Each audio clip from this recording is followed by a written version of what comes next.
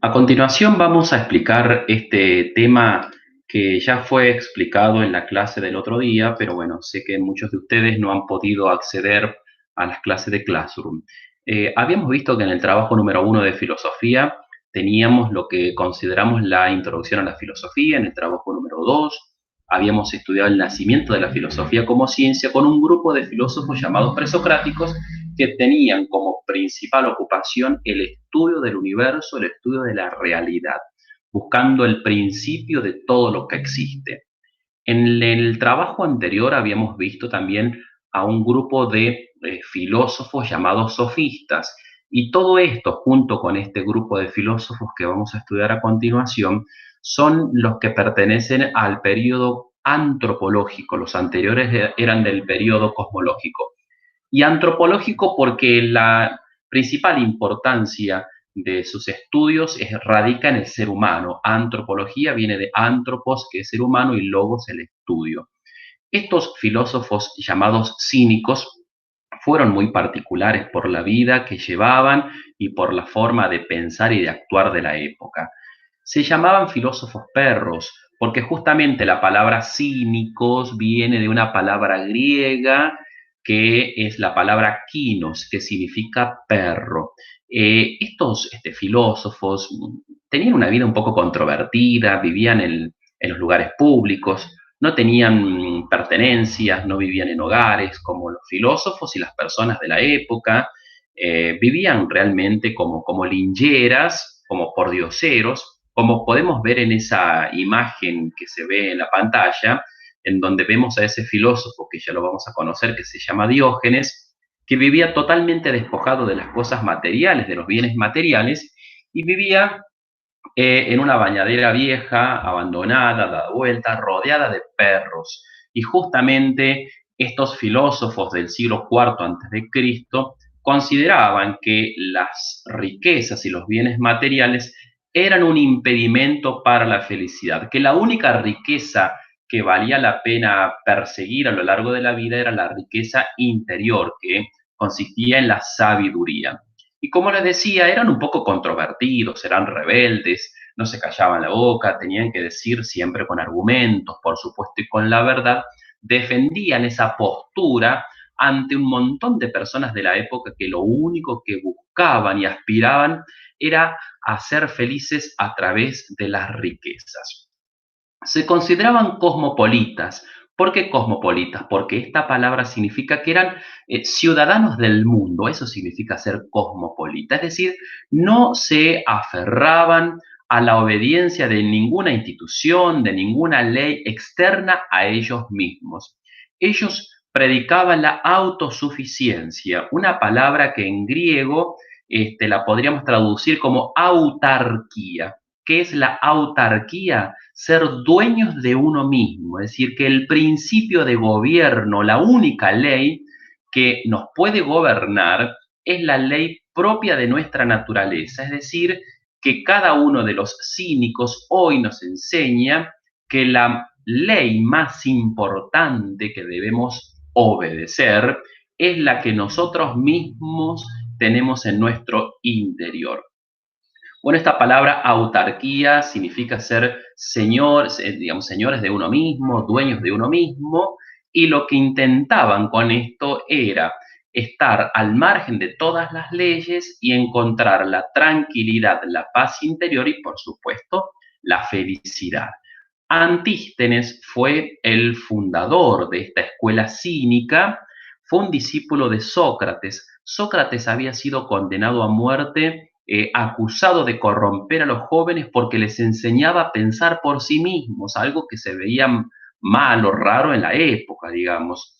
Entonces, Antístenes observó en Sócrates una tranquilidad interior que en medio de la agonía de su pena de muerte siguió hablando, hablaba sobre la filosofía, sobre la importancia de la felicidad, y por eso Antístenes se sintió también movido a poder fundar una escuela en donde se pudiese predicar la autarquía, es decir, el dominio y el señorío de uno mismo.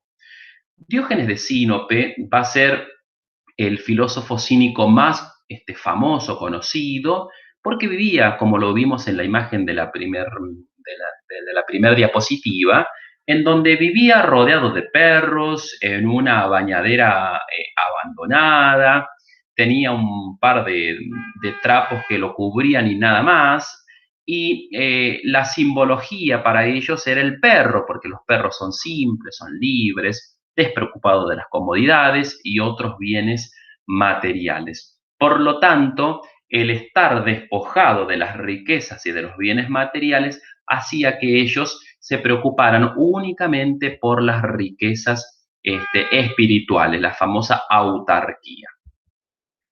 Se cuenta que Diógenes una vez se encontró con la persona más famosa de la época, que fue Alejandro Magno, considerado el hombre más importante del mundo. Y este Alejandro Magno, que lo quería conocer a Diógenes, se le presentó y le dijo: pídeme lo que quiere, te lo voy a conceder. Dicen que Diógenes, un poco irónico, lo único que le respondió fue lo siguiente: sí, necesito solamente una sola cosa. Necesito que te apartes porque me estás tapando el sol. Como diciendo, por más que seas la persona más importante, te ignoro. Irónicamente se los dijo porque lo único que necesitaba era que lo dejaran tranquilo, que lo dejaran en paz, porque lo único que necesitaba para ser feliz era la autarquía, es decir, ser dueño de sí mismo y nada más. Hiparquía es una filósofa cínica. Pocas filósofas, pocas mujeres a lo largo de la historia han sido protagonistas de la ciencia y de la filosofía. Hiparquía fue muy característica porque ella era una mujer que hablaba, que escribía, que opinaba. Acuérdense que en esa época solamente los hombres libres podían opinar y participar de la política. Las mujeres, los esclavos y los extranjeros no podían. Sin embargo, ella, a pesar de que era así muchas veces como marginada o discriminada, se plantó ante la sociedad, podríamos decir, machista de la época, y siguió defendiendo siempre la verdad.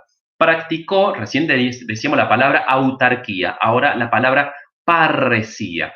Practicó la parresía, es una palabra griega que significa decirlo todo, y eso lo hemos hablado alguna vez en clases. No hay que callarse la boca, hay que decirlo todo, sin miedos, sin vergüenza, sin temor, pero siempre con la verdad y con argumento, no callarse nada, decirlo todo.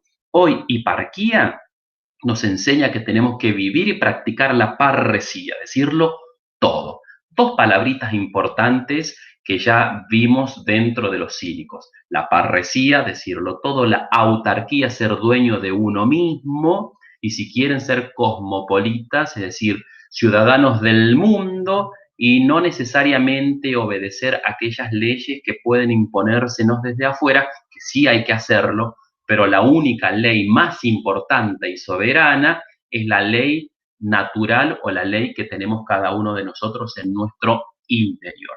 Dice que cuando murió Hiparquía, un famoso filósofo de la época llamado Antípatro, escribió este epigrama en honor a Hiparquía, diciendo lo siguiente: yo, Hiparquía, no seguí las costumbres del sexo femenino. Acuérdense de estar en la casa, estar oculta, criando los hijos, haciendo la comida, limpiando, sino que ella salió, defendió la verdad, opinaba, predicaba y hacía todo lo que tenía que ver con la vida de los filósofos de la época.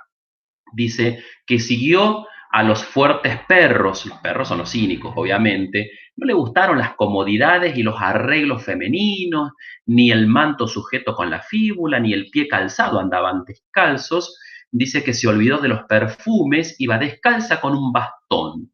Y lo más importante está en el último renglón: soy dueña de mi vida. Hiparquía se consideraba dueña de su propia vida. Entonces, hoy los cínicos nos enseñan, para que puedan hacer el trabajo práctico, que lo más importante es ser dueños de uno mismo, ser dueños de nuestra propia vida, defender la parresía, ser capaces de decirlo todo, la autarquía, ser dueños de uno mismos. Y también, para cerrar, tener en cuenta que las cosas materiales, los bienes materiales son importantes, pero no como fin último de la felicidad, sino como una herramienta, un medio más entre tantos para alcanzar lo que todos estos filósofos buscaban o aspiraban, que era alcanzar la felicidad.